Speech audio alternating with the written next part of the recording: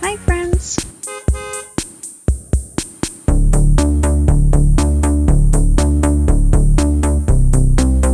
St. Simon is a peaceful settlement in Gloucester County, New Brunswick.